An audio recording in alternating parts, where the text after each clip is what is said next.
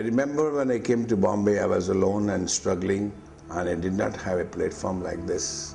And that time I promised myself, whenever God blesses me with fortune, I will create this kind of platform for all younger generation.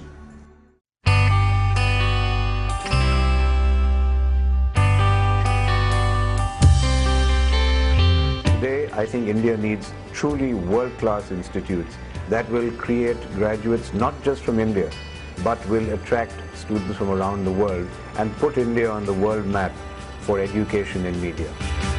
The wonderful thing about the music and the film industry is that it brings in elements and people from diverse cultures and yet focuses on creativity.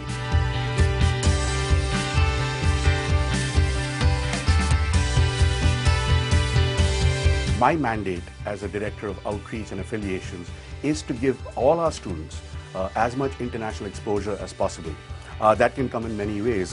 Faculty from outside visiting us, our faculty going and getting trained outside of India, international students visiting us on campus where our students get together with them, work with them, and most importantly, sending our students outside of their comfort zone, outside of India, to observe the working conditions that happen around the world.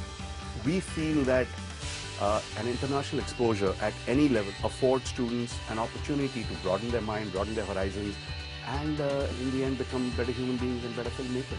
For me, it was marrying the filmmaking with the actual learning about the Indian culture and the issues in the country. The connections, all the different people that I've met and created bonds with, they were very hospitable and made my experience more than I could possibly have imagined. My experience at Whistling Woods International was pretty unbelievable. The campus, like I said, is a friendly environment, very infectious for me. The people are wonderful. When I get back there, I'll put the gospel to them. Whistling Woods International School.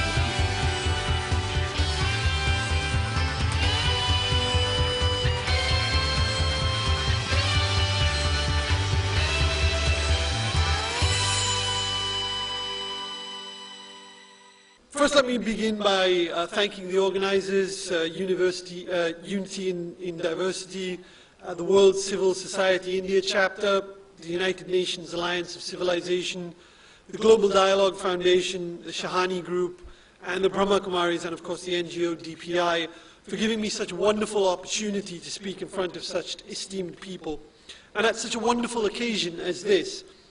It's not often that someone from the film business, which is seen as hugely commercial in nature, is given a platform to talk about this important topic. It's not easy in such a short time for me to cover all the areas in this vast and hugely important topic, yet I shall try my best and see how I can relate this topic to everything that I see and do around me. Unity and diversity are two words that at first glance do seem a little different. Unity means to come together, and diversity, a little contradictory, means differences. Now, one of the issues here, of course, is that the word differences is usually given quite a negative connotation. It's seen as something that keeps people apart and therefore is seen as slightly opposite to the idea of unity. This is why the concept of unity and diversity is so important to be joined together so strongly. By uniting the words together, diversity is celebrated and is seen as something that itself can bring unity, thus changing the perspective of the word and making both the ideas far more powerful than each other alone. The beauty of this idea is that despite differences, people can be brought together. People can be brought together on the basis of differences, which is in itself a celebration of individuality as well as a celebration of a collective.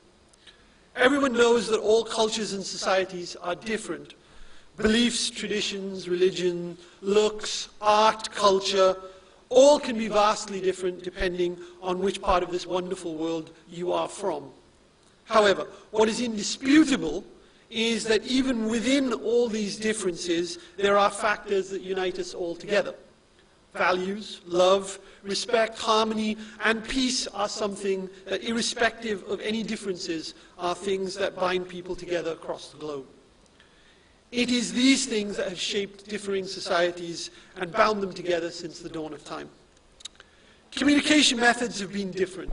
We speak many languages across the globe, and this diversity brought rise to the idea of non-verbal communication, which today can be traced to content forms like art, film, etc. Yet there is a definitive language to all of these art forms, which rises above the differences of language. We still see the beauty of an opera despite not knowing Italian. We can still appreciate Carnatic music and its amazing singers despite not knowing the exact meanings of the language or its nuances. These art forms have a language all to themselves, and it is this language that is used to bring people together across the world, irrespective of creed, caste, and color. The Indian film industry is a thriving example of this. Since films began in India, there have been a diverse nature to our cinema, to suit the diverse nature of the audience. The language of cinema has been enough to pull people together and make them believe in the goodness of the hero and the evilness of the villain. They never questioned the differences of the people on screen to themselves. They never saw the people on screen as anything but their heroes, their inspirations, and offer their complete adoration in return. Here is a country where the majority Hindu population takes to their heart three minority heroes and makes them the biggest stars not only in the country but on the planet. This is a celebration of diversity in India like nowhere else. Our films show differences often as well, but these differences are used to promote unity and harmony that this country thrives on. Usually heroes from across religions or castes or even social backgrounds come together to find lifelong friendships.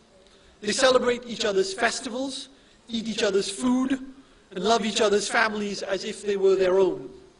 This is again unity and diversity in action, showing that the human cause is greater than any difference.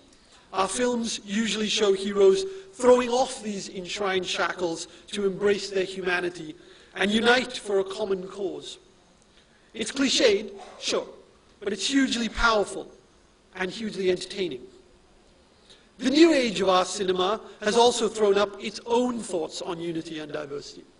Perhaps the cliched formula of all the films of old is going a tad out of style, but it's being replaced quickly by a new form of diverse yet unifying films.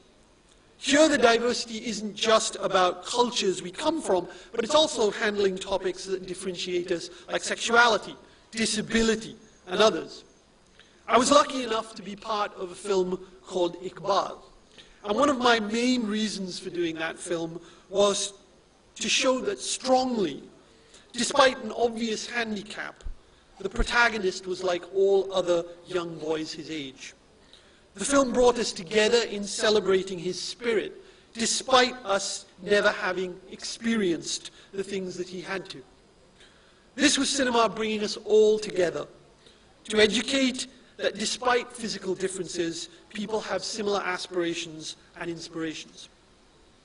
It is heartening to see more and more films celebrate our differences and educate more and more people that differences cannot be the reasons to divide. The power of cinema is a unifying language, and it's what makes film such a powerful medium. The film industry isn't the biggest industry. It's not the most profitable. But what it misses in size and scale, it more than makes up for in its universal nature that brings people on board together. Hollywood's soft power is built on this, and they too are beginning to show more diversity. The hue and cry about the recent Oscar nominations has been met with plans to ensure that more races are seen in leading roles as well as being recognized for it. However, this change needs to be nurtured and provided for. This is where education comes in.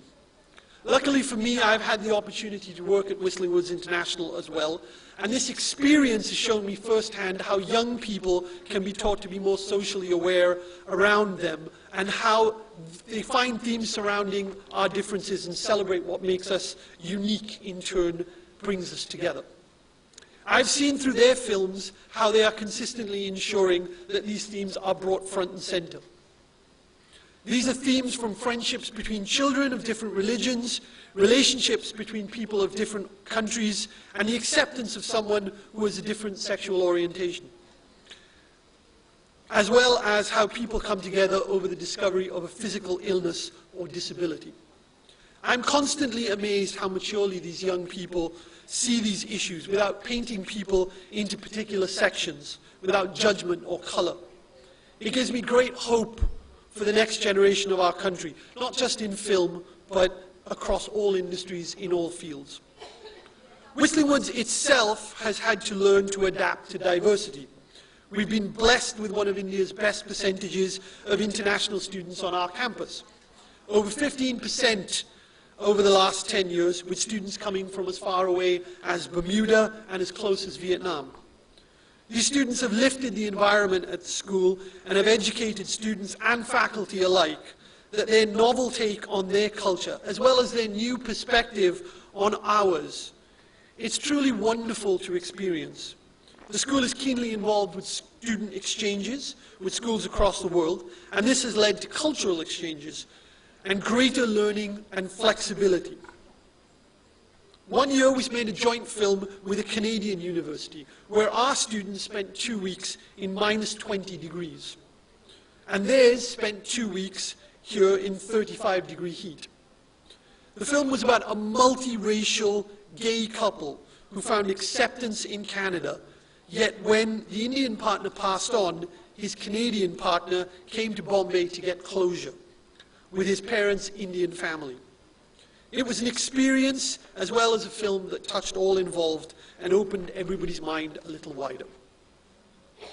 We've had some wonderfully different students on campus over the last few years, which has made the school more diverse. 3 years ago, we took our first visually challenged student on our MBA program. Most other institutions would not accept her, but we took the plunge, and the reaction from her classmates was beyond belief. Without instruction, they grabbed the chance to help her in ways she needed, whether it was recording her classes or helping her transcribe them. They all stepped up to embrace their different compatriot because deep down she was a normal girl just like them. 2 years later, we took in a physically challenged student, and the reaction to his batchmates was identical. Seeing this has humbled me about topics of compassion and empathy. If young students can find that, then what's stopping the rest of us? It would be wrong not to touch on the current climate in the country at the moment in this address. There have been lots of media dollars spent to show us how we are becoming less and less tolerant society, which is refusing to accept people who are different. Europe is facing the same story with the migrant culture, and the American election campaign is blighted with some of these topics. What I would like to say here is that India is one of the most diverse countries I have ever lived in. I have lived in the West where multiculturalism was celebrated. But India doesn't need the term multiculturalism because we by birth are multicultural. The idea of India is diversity across our faiths, languages, traditions, and cultures. Yet this nation has been built on the ability to accept that diversity and thrive in it. It shows in our films, it shows in our cricket, it shows in our support for our achievers and soldiers who sacrifice, and the inspiration in such huge challenges. This unity, despite the diversity, is what India is made of, and we must treasure it always and never let it go. Our communities are not divided by words and newspaper pages, and we need to ensure that this never changes. I would once again like to thank the organizing committee for giving me this amazing opportunity, and will wish the event the very best of luck in this important topical narrative that deserves my, yours, and everyone's attention. Thank you again.